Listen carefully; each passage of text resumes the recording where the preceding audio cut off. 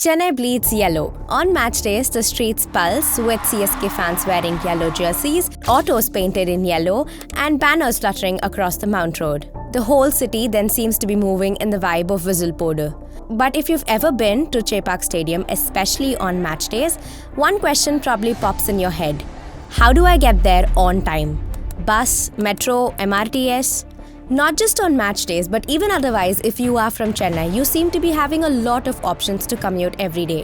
Whether it's beating the morning traffic on Mount Road, or catching the last metro from the airport, or arguing with the auto annas for the extra 20, movement shapes our stories. In this series of How Major Cities Move, we explored how cities breathe, hustle, and get going, beginning right here in Chennai, the city of beaches, filter coffee, and endless motion. Welcome back to another episode of Mission Planet A. This is your host Rupa from the other side. Based on your request, this is the episode of How Major Cities Move. And we start right here from Chennai. The capital of the southernmost state, Tamil Nadu, Chennai is the 4th largest city in India and the 30th largest city in the world with a geographical area of 174 square kilometers. This city, which was once a colonial hotspot, is well connected with different modes of transport including the bus, MRTS, suburban trains, metros, autos, auto rickshaws and share autos. And that's not it. To help citizens navigate between different modes of transport, the Tamil Nadu government recently launched the Chennai One mobile application that is set to revolutionize public transport ticketing system.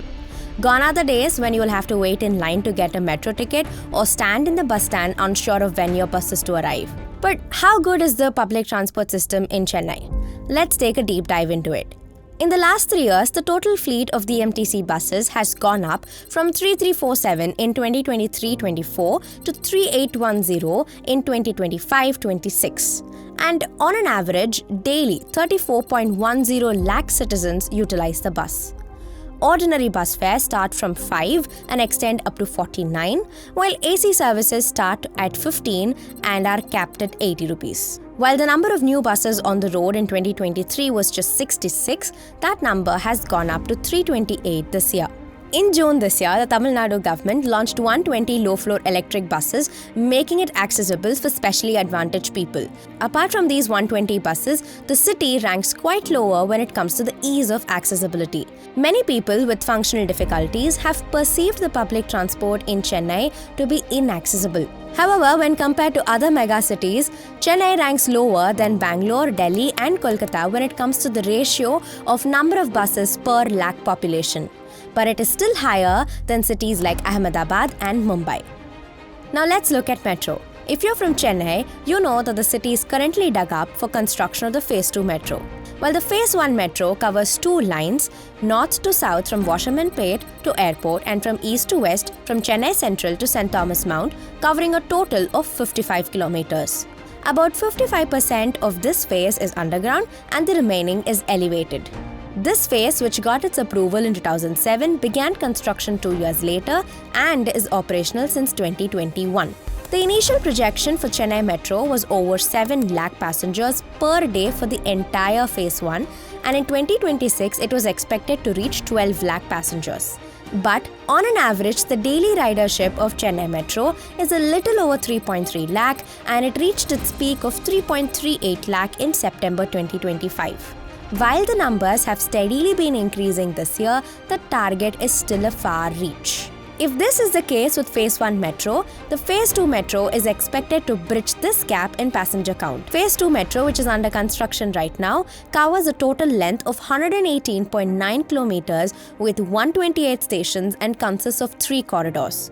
Corridor 3 from Madhavaram to Sipcot, Corridor 4 from Lighthouse to Punamalli Bypass and Corridor 5 from Madhavaram to Sholing-Nallur. The project is estimated at 63,000 crores and is expected to be completed by 2028. The Phase 2 metro is considered as the transportation project that is expected to cover the urban and the suburban parts of the city. Apart from the metros and buses, Chennai's lifeline is also the MRTS trains. Local trail services connecting Tambram to Chennai Beach have begun way back in 1931, and the MRTS trains was flagged off in 1995, showing the way for other cities to follow. The suburban sector operates 700 services daily, and this includes 244 services in the Chennai Beach and Tambaram section and 230 services in the Chennai Central to Tiruvallur section and 86 from Central to Gummudipundi line, according to a data from a 2019 survey. Going by all of this, it does look like Chennai as a city is easy to commute. But that's where you might have to think again. Though there are many options for moving around, Chennai lacks something called as last mile connectivity and walkability. According to a survey conducted by Clean Air Initiatives for Asian cities, Chennai ranks lowest in terms of walkability when compared to even Tier 2 cities like Bhubaneswar, Pune and Rajkot. Walkability in a city is what it makes it sustainable and futuristic and not another lane for motorized vehicles. A report by the Institute of Transportation and Development Policy tells us that a city becomes walkable with improved walking infrastructure like highly functional footpaths, which is also a cost-effective way to mitigate greenhouse gas emissions, improve our health, and most importantly, you and I can save a lot of money. Between 2013 and 2019, the city designed and built footpaths on more than 100 kilometers of streets. And this study found that 9% to 29% of people walking on good functional footpaths would have used their vehicles if there was no proper footpaths. So an improved footpath saved anywhere between 4,200 to 12,000 tons of carbon dioxide. For a better understanding, that also means 1,000 to 2,000 cars off the road for an entire year. Apart from the reduction in greenhouse gases, would you believe me if I told that a better footpath also means that your right to breathe clean, good quality air is also safeguarded? Yes, very often we seem to forget that. If your city is walkable, it also means that it is paving the way for better health. You don't necessarily have to invest in EVs or odd or even policies. Sometimes something as simple as a functional footpath can solve huge problems. Chennai has taken efforts to scale up its walkability score.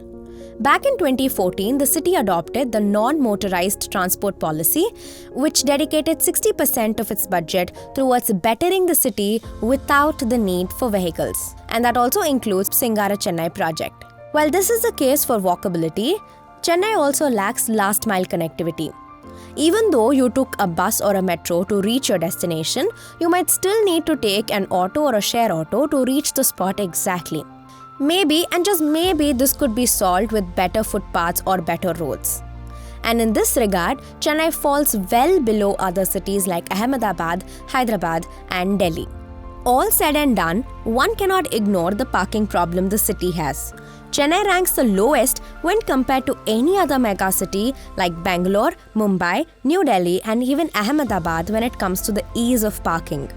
And when I mean parking, it means adequate facilities at transit stops for vehicles. Other drawbacks to the city's transport woes include the lack of well-lit roads, ease of accessibility for all, and safe mobility. Even with all these issues, Chennai's transport still scores marginally higher on efficiency and reliable mobility. It's also economically affordable and offers a myriad of options for commuters to choose based on their preference. The adoption of the new parking policy is just an icing on the cake. The policy was adopted to reduce congestion and improve mobility. The policy suggests the introduction of a proof of parking that validates the availability of at least one off-street parking space. And not just that, area-level parking management plans should also be created. It's more of a would-you-rather game. Would you drive around for 20 minutes searching for a parking spot, or would you prefer not taking your vehicle? Well, it might seem crude to vehicle owners, but the idea behind the policy was to reduce congestion and improve mobility. So now, based on the demand, parking slots will be allocated on each street to make sure that 9.2 million vehicles get their space for parking. And on-street parking will be charged at prices higher than off-street parking. However, it is too soon to judge the efficiency of the Chennai One mobile application or the parking policy. Overall, Chennai gets a decent score when it comes to public transport. Let us know if this is something that you would want to do as for your city as well. And that brings us to the end of this episode where we broke down the transportation system in Chennai, one of India's largest growing cities, which is also gearing up for an election next year. Coming up next on Mission Planet A is about the E20 ethanol petrol. If you've liked this episode, then do not forget to follow us on Spotify and listen to our previous episodes as well. We will be back in another 2 weeks. Until then, keep listening to Mission Planet A. This is your host Rupa, signing off.